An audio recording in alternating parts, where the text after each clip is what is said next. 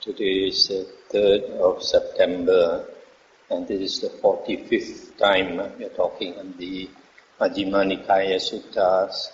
Now we come to Sutta 111, Anupada Sutta, one by one as they occurred. Thus have I heard.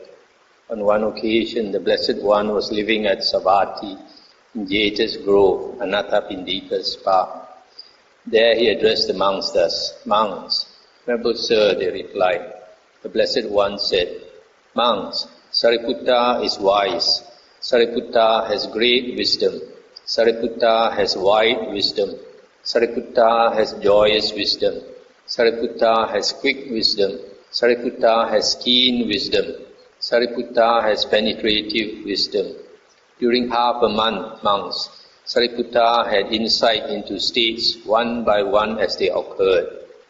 Now Sariputta's insight into states one by one as they occurred was this.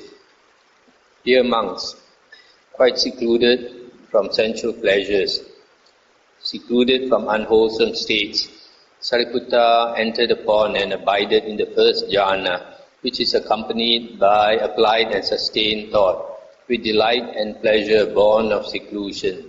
And the states in the first jhana, the applied thought, the sustained thought, the delight, the pleasure, and the unification of mind, the contact, feeling, perception, volition, and mind, the zeal, decision, energy, mindfulness, equanimity, and attention, these states were defined by him one by one as they occurred. Known to him, those states arose. Known they were present, known they disappeared. He understood thus, so indeed these states, not having been, come into being. Having been, they vanish. Regarding those states, he abided unattracted, unrepelled, independent, detached, free, dissociated, with a mind rid of various. He understood there is an escape beyond, and with the cultivation of that attainment, he confirmed that there is. Again, monks, with the stilling of applied and sustained thought, Sariputta entered and abided in the second jhana, which has self-confidence and singleness of mind, without applied and sustained thought, with delight and pleasure born of concentration. And the states in the second jhana, the self-confidence, the delight, the pleasure, and the unification of mind, the contact, feeling, perception, volition, and mind, the zeal, decision, energy, mindfulness, equanimity, and attention. These states were defined by him one by one as they occurred. Known to him, those states arose. Known they were present. Known they disappeared. He understood thus. So indeed, these states, not having been, come into being. Having been, they vanish. Regarding those states, he abided unattracted, unrepelled, independent, detached, free, dissociated, with a mind rid of various. He understood there is an escape beyond, and with the cultivation of that attainment, he confirmed that there is. Stop here for a moment. This Venerable Sariputta, after he came to the Buddha, became a disciple of a Buddha, he strove very hard and attained the jhanas. And after he attained the jhanas, about 2 weeks after he had become the Buddha's disciple, he was listening to the Buddha talk to an external ascetic, and he was fanning the Buddha. Just from listening there, he attained liberation, became an arahant. So here the Buddha says, during half a month, monk Sariputta had insight into states one by one. Maybe it's during that time. So here you find the description of in the first jhana and the second jhana, the applied thought, sustained thought, delight, pleasure, unification of mind, contact, feeling, perception, volition, and mind, zeal, decision, energy, mindfulness, equanimity, and attention. These states were defined by him one by one as they occurred. Known to him, those states arose. Known they were present. Known they disappeared. So indeed, he understood. So indeed, these states, not having been, come into being. Having been, they vanish. Regarding those states, he abided unattracted, unrepelled, independent, etc. So this description of the jhana is very different from what some monks say. Some monks say that in the state of jhana, you have no mindfulness. You are like in a trance state. That is what those people who have not attained jhana, they say. This is their idea of jhana.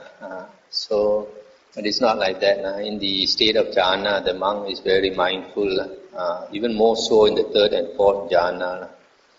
The other thing you have to know is that the jhana of the suttas, as mentioned here, is very different from the jhana in the Visuddhimagga.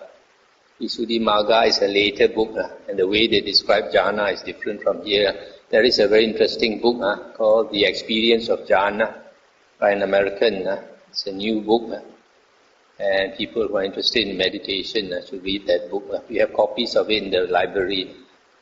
Again, monks, with the fading away as well of delight, Sariputta abided in equanimity, mindful and fully aware. Still feeling pleasure with the body, he entered upon and abided in the third jhana, on account of which noble ones announced, he has a pleasant abiding, who has equanimity and is mindful. And the states in the third jhana, the equanimity, the pleasure, the mindfulness, the full awareness, and the unification of mind, the contact, feeling, perception, volition, and mind, the zeal, decision, energy, mindfulness, equanimity, and attention. These states were defined by him one by one as they occurred. Known to him, those states arose. Known they were present. Known they disappeared. He understood thus, etc. And with the cultivation of that attainment, he confirmed that there is. Again, monks, with the abandoning of pleasure and pain, and with the previous disappearance of joy and grief, Sariputta entered upon and abided in the fourth jhana, which has neither pain nor pleasure, and utter purity of mindfulness and equanimity. And the states in the fourth jhana, the equanimity, the neither painful nor pleasant feeling, the mental unconcern due to tranquility, the complete or utter purity of mindfulness, and the unification of mind, the contact, feeling, perception, volition, and mind, the zeal, decision, energy, mindfulness, equanimity, and attention. These states were defined by him one by one as they occurred. Known to him, those states arose. Known they were present. Known they disappeared. He understood thus. So indeed, these states, not having been, come into being. Having been, they vanish. Regarding those states, he abided unattracted, unrepelled, independent, detached, free, dissociated, with mind rid of various. He understood that there is an escape beyond. And with the cultivation of that attainment, he confirmed that there is. Stop here for a moment. So you see the description of the third jhana, mindful and fully aware, and even more so in the fourth jhana, it says this utter purity of mindfulness and equanimity, the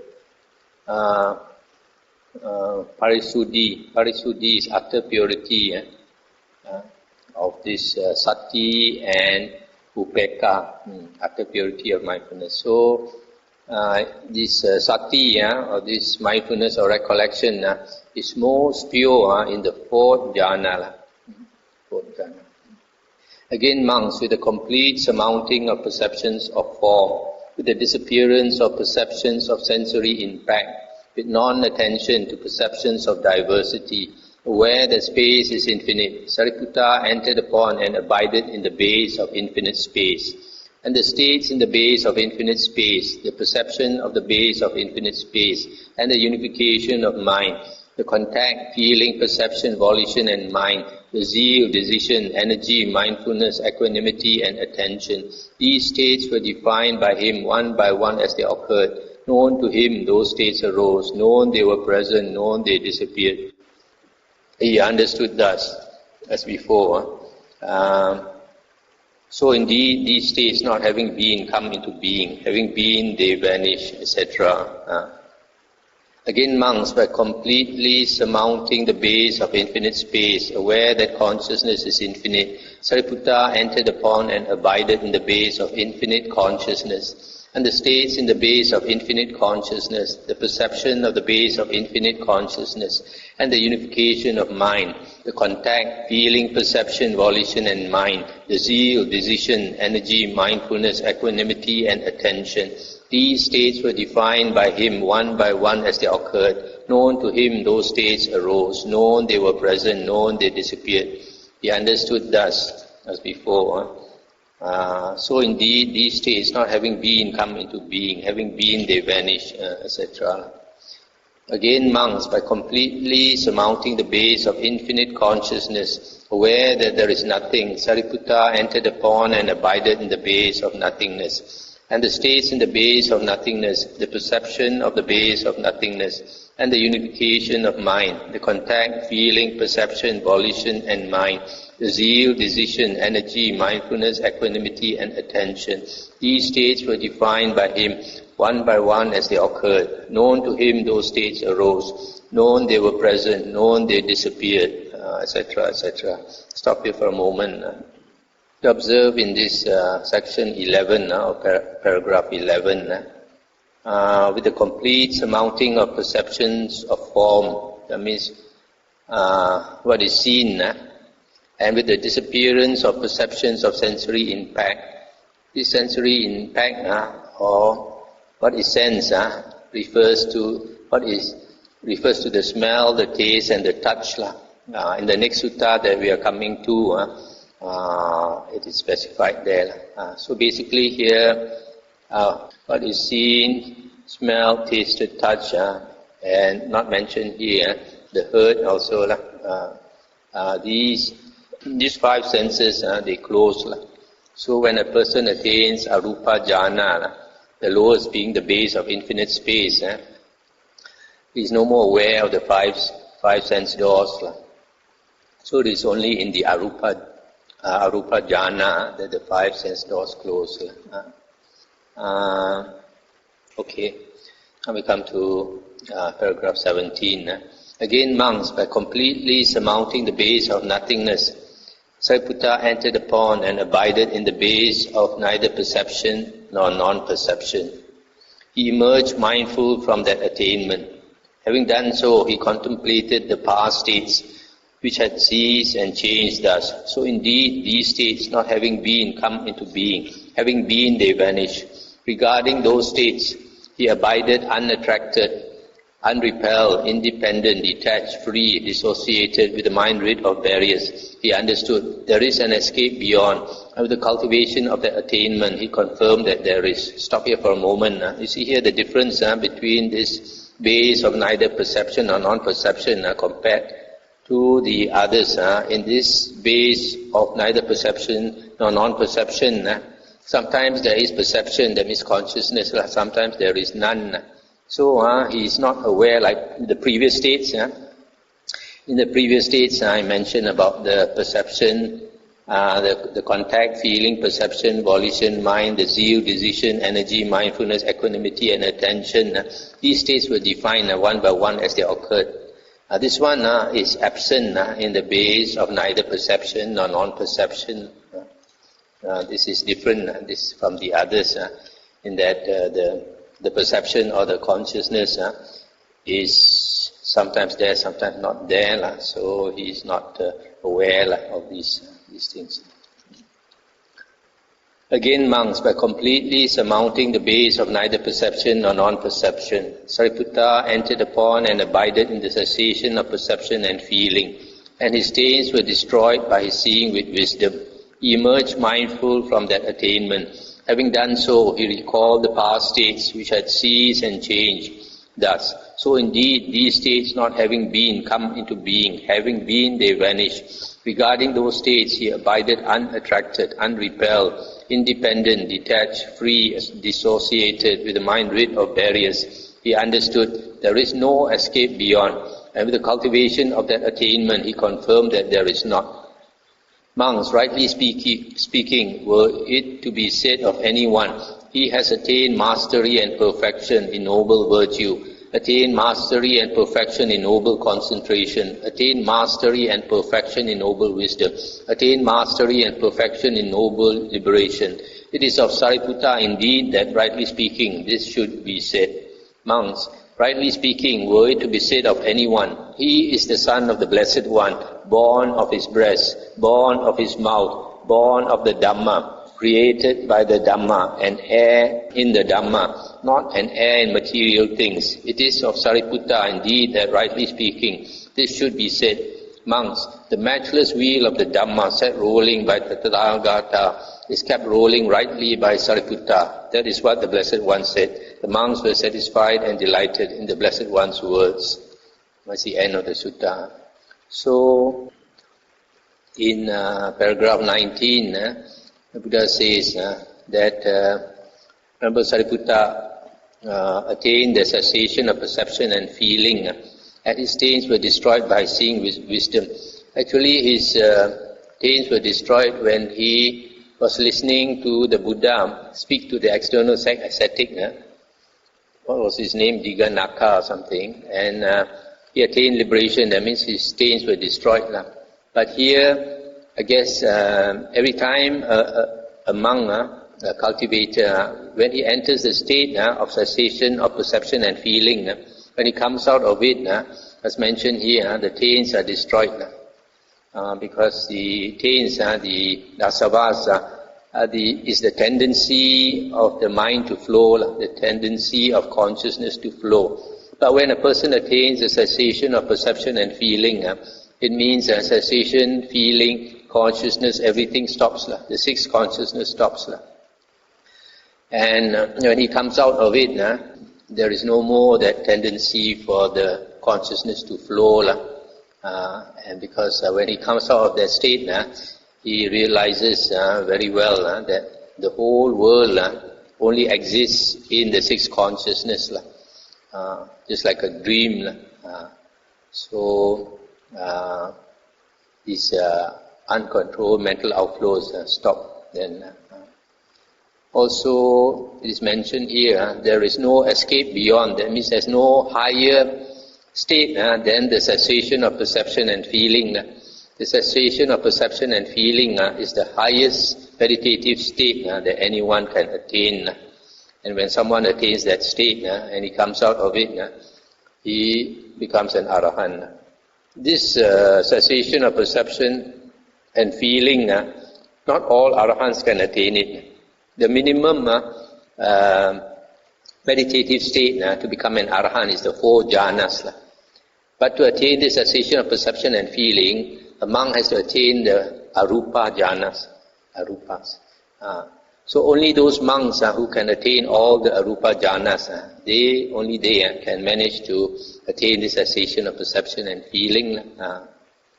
So in paragraph 21, you see the Buddha's high praise for Sariputta. I don't think any other disciple the Buddha praises so highly. He says, Sariputta is a master and perfect in virtue, concentration and samadhi and liberation.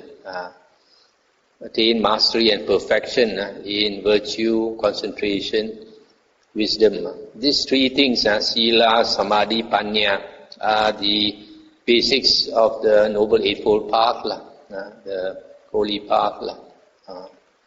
Also, the Buddha says he's the son of the Blessed One and heir to the Dhamma.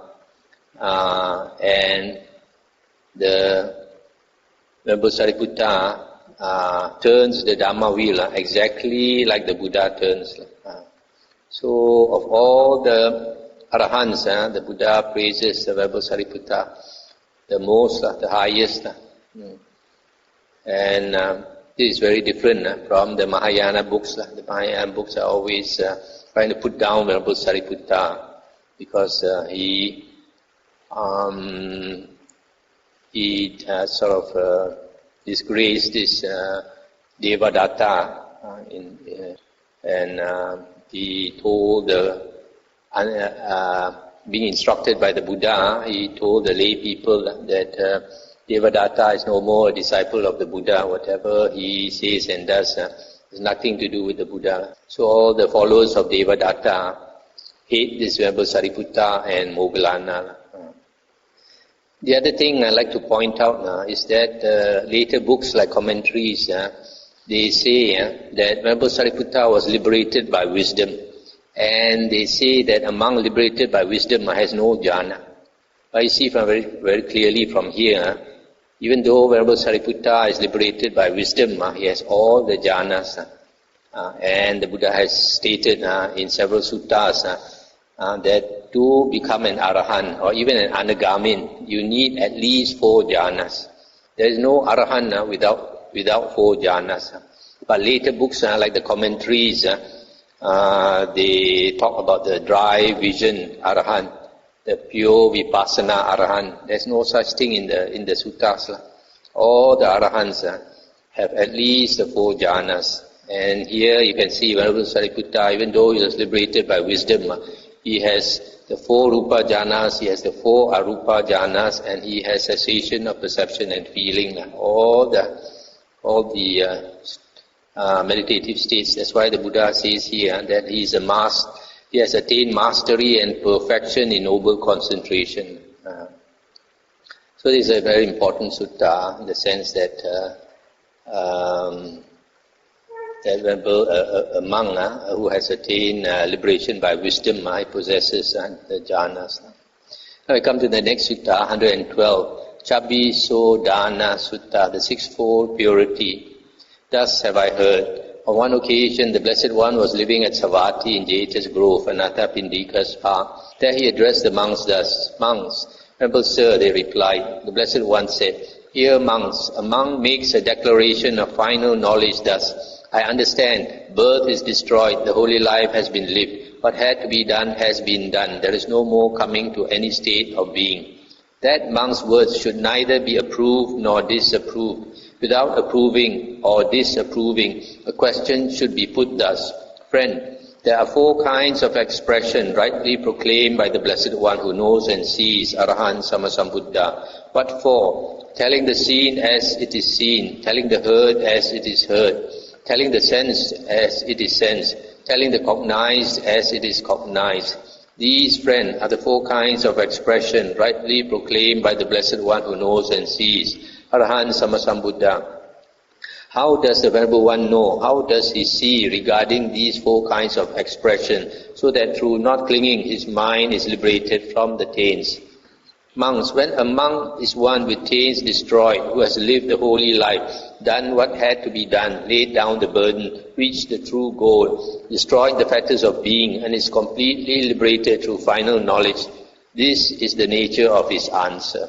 Friends, regarding the seen, I abide unattracted, unrepelled, independent, detached, free, dissociated, with a mind rid of barriers. Regarding the heard, regarding the sense, regarding the cognized, I abide unattracted, unrepelled, independent, detached, free, dissociated, with a mind rid of barriers. It is by knowing thus, seeing thus, regarding these 4 kinds of expression, that through not clinging, my mind is liberated from the taints. Stop here for a moment.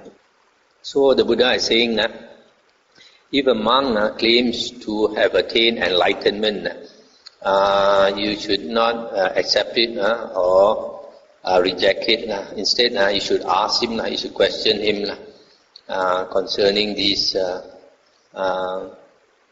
How does the Venerable One know? How does he see regarding these 4 kinds of expression? So here the answer should be regarding the seen, regarding the heard, regarding the sense, regarding the cognized. He says, I abide unattracted, unrepelled, etc. So you see, this refers to the 6 senses. The first one is the seen. The last one is the cognized, the thinking. The first one is the seen, the second one is the heard. And then the cognized is mentioned. That means 3 sense doors are mentioned. And then the other 3 is inside the sense. So the sense refers to the smell, the tasted, and the touch. The other 3 senses are not mentioned here. So regarding the 6 sense doors, if it's an arahant, he will say he abides unattracted, unrepelled, independent, detached, free, dissociated with mind, rid of barriers. Saying good, one may delight and rejoice in that monk's words. Having done so, a further question should be put thus.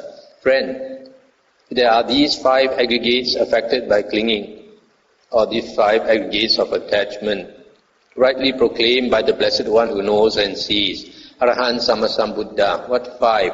They are the material form aggregate of attachment, the feeling, perception, volition, consciousness aggregates of attachment. These, friends, are the 5 aggregates of attachment, rightly proclaimed by the Blessed One who knows and sees. Arahant Sammasambuddha. How does the Venerable One know? How does he see regarding these 5 aggregates of attachment, so that through not clinging his mind is liberated from the taints? Monks, when a monk is one with taints destroyed, etc., and is completely liberated through final knowledge, this is the nature of his answer. Friends, having known material form to be feeble, fading away and comfortless, with the destruction, fading away, cessation, giving up and relinquishing of attraction and clinging regarding material form, of mental standpoints, adherences and underlying tendencies regarding material form, I have understood that my mind is liberated. Similarly, friends, having known feeling, perception, volition, consciousness to be feeble, fading away and comfortless, with the destruction, fading away, cessation, giving up and relinquishment of attraction and clinging regarding these aggregates of mental standpoints, adherences and underlying tendencies regarding these aggregates, I have understood that my mind is liberated. It is by knowing thus, seeing thus, regarding these 5 aggregates affected by clinging or of attachment, that through not clinging my mind is liberated from the taints. Stop here for a moment. So here, if he is an Arahant, he will say regarding the 5 aggregates that he knows the 5 aggregates to be feeble, fading away, comfortless. In other words, the 5 aggregates are so unstable and they will fade away. One day they're going to die, disappear. So it is comfortless. You can't get much comfort from clinging to the 5 aggregates. So because of that, he has relinquished this attraction and clinging regarding the 5 aggregates. So that's how his mind has become freed, liberated. Saying good, one may delight and rejoice in that monk's words. Having done so, a further question may be put thus. Friend, there are these 6 elements rightly proclaimed by the Blessed One who knows, Arahant Sammasambuddha. What 6? They are the earth element, water element, fire element, air element, space element, and the consciousness element. These, friend, are the 6 elements rightly proclaimed by the Blessed One who knows and sees, Arahant Sammasambuddha. How does the Venerable One know? How does he see regarding these 6 elements, so that through not clinging his mind is liberated from the taints? Monks, when a monk is one with taints destroyed, etc., and is completely liberated through final knowledge, this is the nature of his answer. Friends, I have treated the earth element as not self, with no self based on the earth element, and with the destruction, fading away, cessation, giving up, and relinquishing of attraction and clinging based on the earth element, of mental standpoints, adherences and underlying tendencies based on the earth element, I have understood that my mind is liberated. Similarly, friends, I have treated the water element, fire element, air element, space element, consciousness element as not self, with no self based on the elements, and with the destruction, fading away, cessation, giving up and relinquishing of attraction and clinging based on the elements, of mental standpoints, adherences and underlying tendencies based on the elements, I have understood that my mind is liberated. It is by knowing thus, seeing thus, regarding these 6 elements, that through not clinging, my mind is liberated from the taints. Stop here for a moment. So here, regarding the physical world, including the body, the body is also made up of the 4 elements. In fact, the 6 elements here. So the person, if he's an arahant, he says, he sees that this body or these 6 elements are not self. And so because of that, he has relinquished attraction and clinging based on these elements.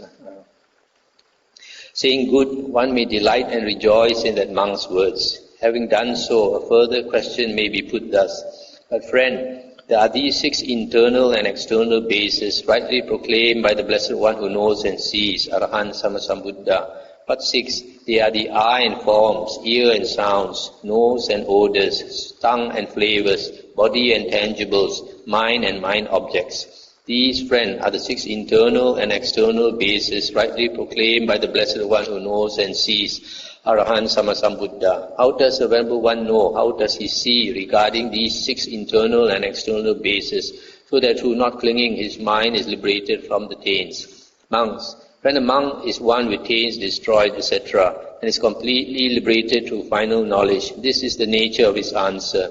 Friends, with the destruction, fading away, cessation, giving up and relinquishing of desire, lust, delight, craving, attraction and clinging, and of mental standpoints, adherences and underlying tendencies regarding the I, forms and I consciousness, and things cognizable by the mind through I consciousness, I have understood that my mind is liberated.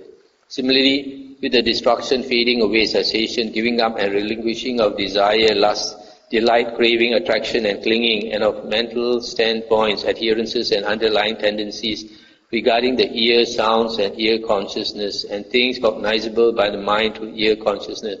Similarly, regarding the nose, odors, nose consciousness, and things cognizable through nose consciousness. And similarly, regarding the tongue, flavors, tongue consciousness, and things cognizable through tongue consciousness.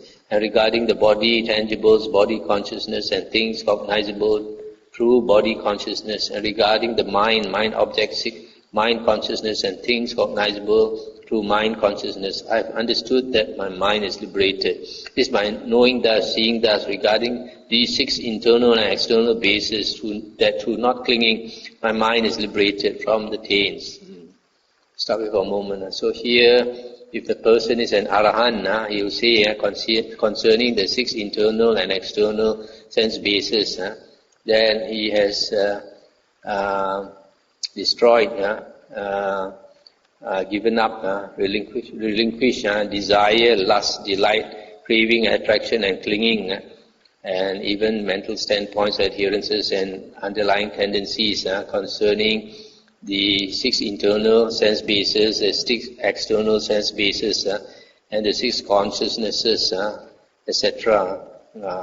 He has totally given up any desire and lust towards these sense bases and objects. That's how he is liberated.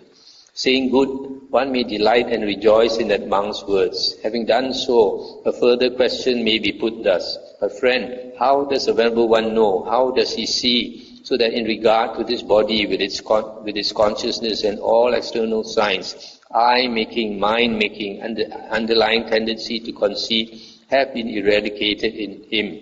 Monks, when a monk is one with taints destroyed, etc., and is completely liberated through final knowledge, this is the nature of his answer. Friends, formerly when I lived the home life, I was ignorant. Then the Tathagata or his disciple taught me the Dhamma. On hearing the Dhamma, I acquired faith in the Tathagata. Possessing that faith, I considered thus: household life is crowded and dusty. Life gone forth is wide open. It is not easy while living in a home to lead the holy life, utterly perfect and pure as a polished shell. Suppose I shave off my hair and beard, put on the yellow robe, and go forth from the home life into homelessness. So what follows is a description of this person going forth and training in charana, conduct of a monk. What we have read before in Sutta 51. So he abandons the 5 hindrances and then attains the 4 jhanas, and after that he directs his mind to the higher knowledges culminating in destruction of the asavas. When I knew and saw thus my mind was liberated from the taint of sensual desire, from the taint of being, and from the taint of ignorance. When it was liberated, there came the knowledge it is liberated. I directly knew birth is destroyed, the holy life has been lived, what had to be done has been done. There is no more coming to any state of being. It is by knowing thus, seeing thus, friends, that in regard to this body with its consciousness and all external signs, I-making, mind-making, and the underlying tendency to conceit have been eradicated in me. Saying good monks, one may delight and rejoice in that monk's words. Having done so, one should say to him, it is a gain for us, friend, it is a great gain for us, friend, that we see such a companion in the holy life as the Venerable One. That is what the Blessed One said. The monks were satisfied and delighted in the Blessed One's words.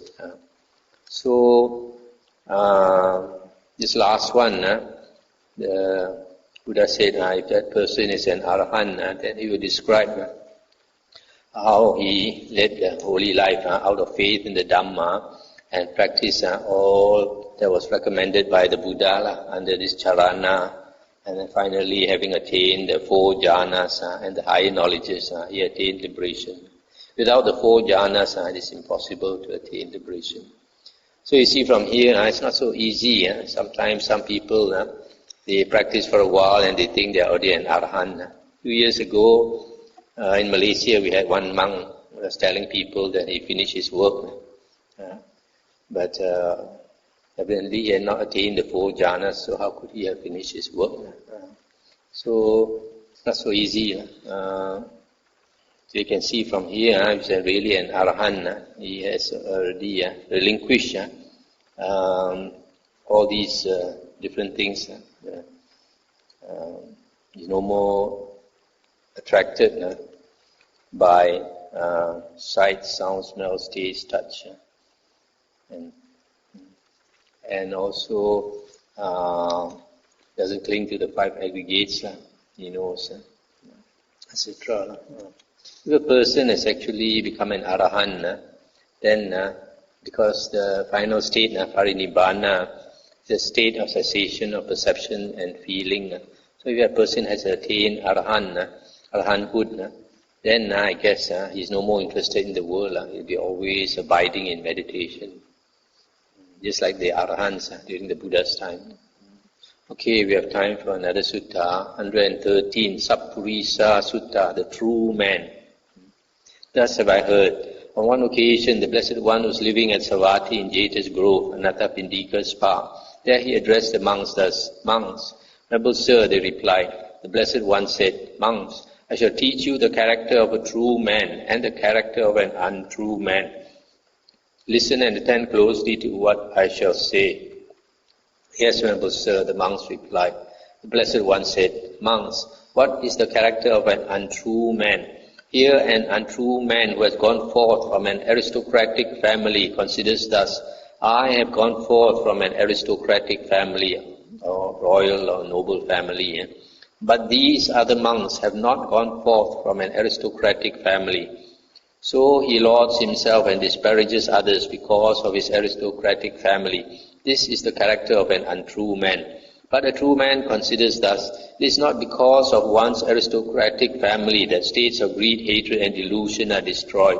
Even though someone may not have gone forth from an aristocratic family, yet if he has entered upon the way that accords with the Dhamma, entered upon the proper way, and conducts himself according to the Dhamma, he should be honored for that, he should be praised for that. So putting the practice of the way first, he neither lauds himself nor disparages others because of his aristocratic family. This is the character of a true man. Moreover, an untrue man who has gone forth from a great family or from a wealthy family or from an influential family considers thus, have gone forth from a great family or wealthy family or influential family. But these other monks have not gone forth from such families. So he lauds himself and disparages others because of his family. This too is the character of an untrue man. But a true man considers thus, it is not because of one's family that states of greed, hatred and delusion are destroyed. Even though someone may not have gone forth from an influential family, etc., yet if he has entered upon the way that accords with the Dhamma, entered upon the proper way, and conducts himself according to the Dhamma, he should be honored for that. He should be praised for that. So putting the practice of the way first, he neither lauds himself nor disparages others because of his family. This too is the character of a true man. Stop here for a moment. So here the Buddha says, an untrue man who does not conduct himself according to Dhamma, if he comes from a good family background, he'll be very proud of himself, very haughty, very arrogant. So when we know the Dhamma, we don't think of our background. A lot of people always thinking about your background. You don't look at your faults. Your faults are more important to look than your wealth or your family background and all that. Moreover, an untrue man who is well known and famous considers thus, I am well known and famous, but these other monks are unknown and of no account. So he lauds himself and disparages others because of his renown. This too is the character of an untrue man. But a true man considers thus, it is not because of one's renown that states of greed, hatred and delusion are destroyed. Even though someone may not be well known and famous, yet if he has entered upon the way that accords with the Dhamma, entered upon the proper way, and conducts himself according to the Dhamma, he should be honored for that, he should be praised for that. So putting the practice of the way first, he neither lauds himself nor disparages others because of his renown. This too is the character of a true man. I'll stop here for a moment. So sometimes certain monks, after a few years, becomes famous. In the Samyutta Nikāya, there's one chapter on Labha Sakkara, where the Buddha says that gains and fame are a great obstacle to the holy life. Especially fame. If a monk becomes famous, a lot of dangers come together with it. So the Buddha says it's good not to be famous, not to have some name. Keep a low profile, otherwise it's an obstacle to the holy life. And also the Buddha says once a person becomes famous, his character changes usually. Just like some people, where lay people when they become wealthy, their head swells. So similarly with monks when they become famous. Moreover, an untrue man who gains robes, arms, food, resting places and requisites of medicine considers thus, I gain robes, arms, food, resting places and requisites of medicine, but these other monks do not gain these things. So he lauds himself and disparages others because of gain. This too is the character of an untrue man. But a true man considers thus, it is not because of gain that states of greed, hatred and delusion are destroyed. Even though someone has no gain, yet if he has entered upon the way that accords with the Dhamma, entered upon the proper way and conducts himself according to the Dhamma, he should be honored for that, he should be praised for that. So putting the practice of the way first, he neither lauds himself nor disparages others because of gain. This too is the character of a true man.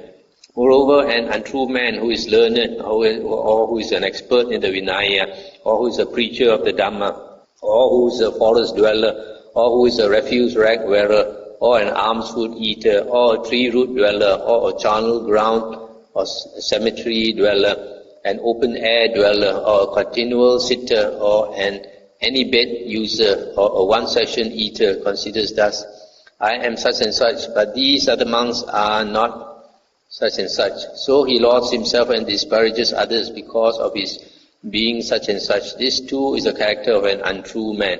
But a true man considers thus, it is not because of being a one session eater, etc., that states of greed, hatred, or delusion are destroyed. Even though someone may not be such and such person who practices such and such, yet if he has entered upon the way that accords with the Dhamma, entered upon the proper way and conducts himself according to the Dhamma, he should be honored for that, he should be praised for that. So putting the practice of the way first, he neither lauds himself nor disparages others because of his being such and such. This too is the character of a true man. Stop here for a moment. So here, sometimes certain monks, they practice certain things, ascetic practices, and they become arrogant because they think they are a forest monk, or they are a ascetic monk, or they only beg for their food and all that. But if he knows the Dhamma, then he knows what is important is to get rid of greed, hatred and delusion, not to have an inflated head. Moreover, quite secluded from sensual pleasures, secluded from unwholesome states, an untrue man enters upon and abides in the first jhana, which is accompanied by applied and sustained thought. With delight and pleasure born of seclusion, he considers thus, I have gained the attainment of the first jhana, but these other monks have not gained the attainment of the first jhana. So he lauds himself and disparages others because of his attainment. This too is a character of an untrue man. But a true man considers thus, non-identification, even with the attainment of the first jhana, has been declared by the Blessed One. For in whatever way they conceive, the fact is ever other than that. So putting non-identification first, he neither lauds himself nor disparages others because of his attainment of the first jhana. This too is a character of a true man. Moreover, with the stilling of applied and sustained thought, an untrue man enters upon and abides in the second jhana, or the third jhana, or the fourth jhana, or the base of infinite space, the base of infinite consciousness, or the base of nothing, there is of nothingness, and the base of neither perception nor non-perception.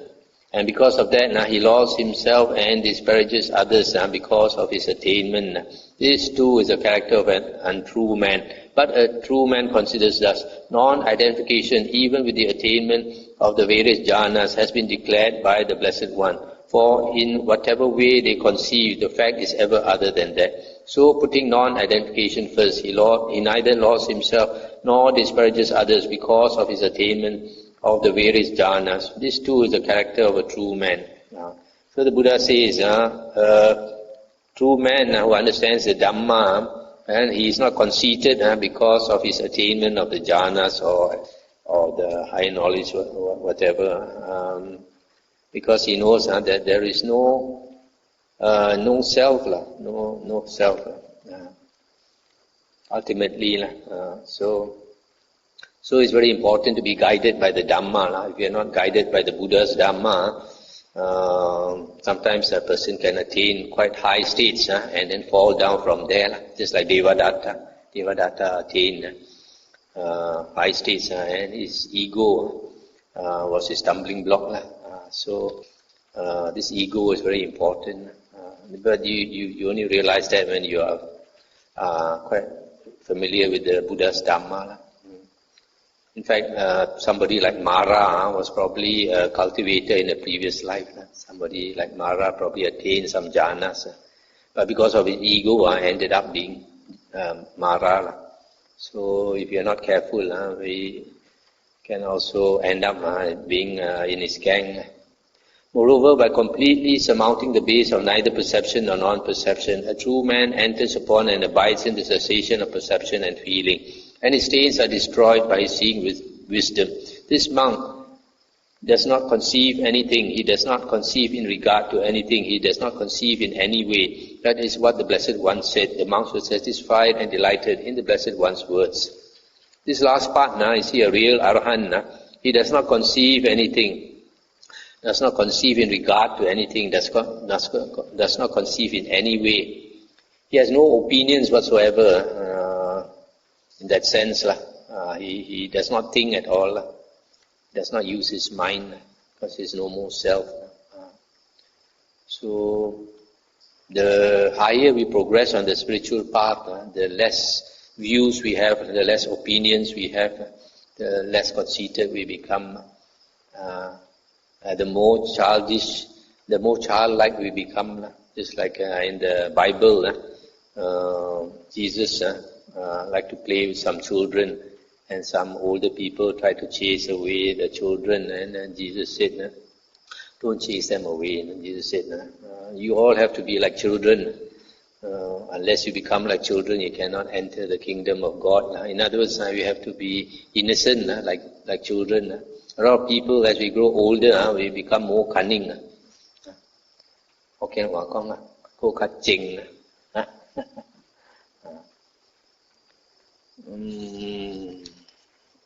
Okay, I think we can stop here for tonight. Anything to discuss?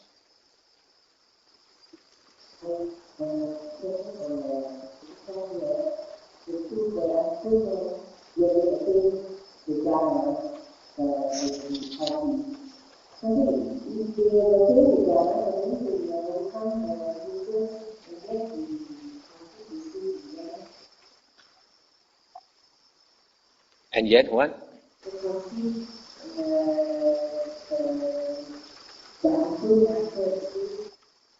Yes, but when a person attains the jhanas, he has got rid of the 5 hindrances. But the 5 hindrances is not about the ego. He has got rid of sensual desire, ill will, sloth and torpor, restlessness and worry and doubt. But even though he has got rid of them, the roots have not been eradicated. So when the condition is right, sometimes, for example, in the suttas it is mentioned that certain rishis, certain ascetics, and they got very angry with certain villages, they use their psychic power and burn the whole village. So this ill will, even though they have eliminated ill will, but because the root has not been eliminated, if their ego is such that they become angry, then this ill will can rise up suddenly.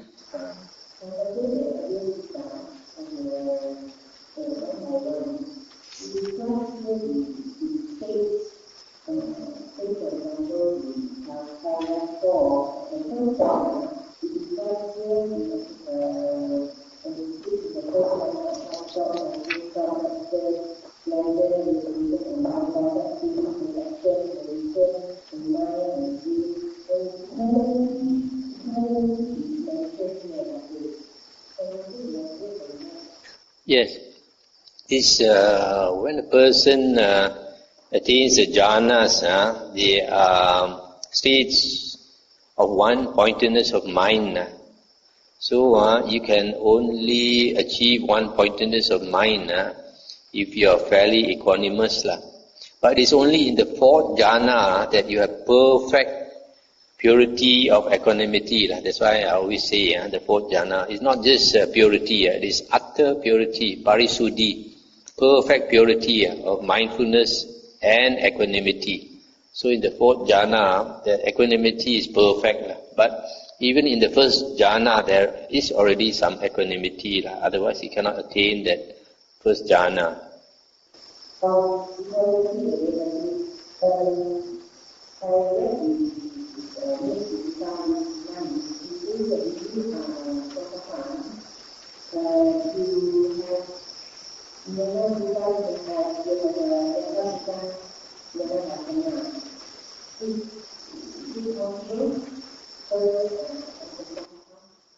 You mean whether a Sotapan does have Jnana Bhuta? Yes. If a person has become a Sotapanna, it means that he has seen the Dhamma as it really is, but not the ultimate Dhamma, because he has seen the basic Dhamma, as seen in permanence, basically. So this right view of a Sotapanna is not as deep, as not as profound as the right view of a Sakadagamin, which is not as profound as the right view of Anagamin, which is not as perfect as the right view of an Arahant. So there are different levels. So you can say that a Sotapanna does possess knowing and seeing, but not as well as Arahant.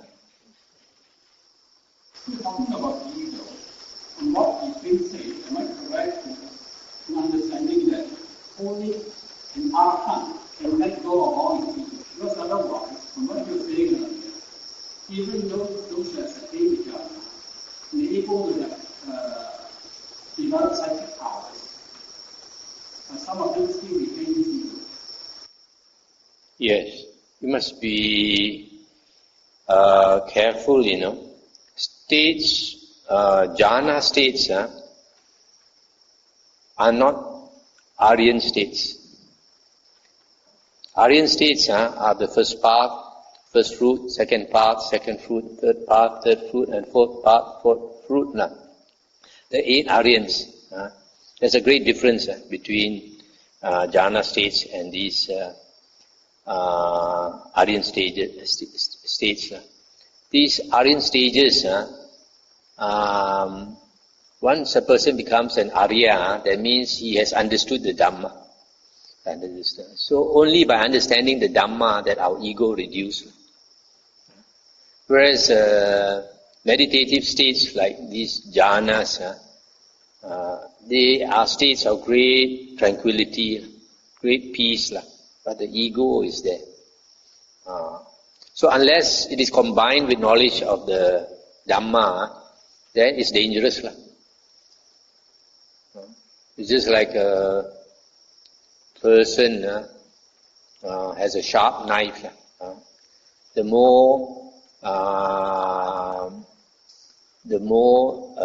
The higher states of jhana that he achieves is like he's carrying a sharper knife.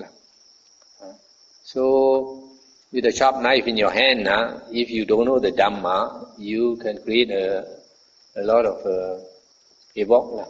You can be a very dangerous man.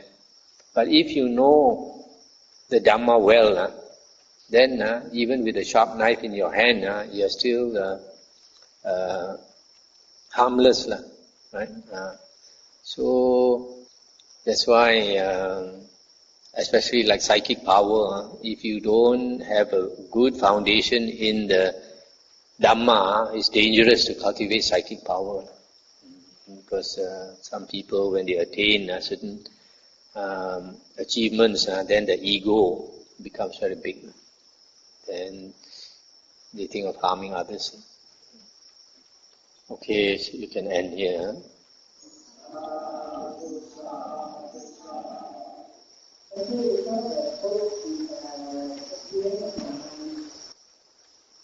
The experience of samadhi, yeah. What's the author's name? Forgot.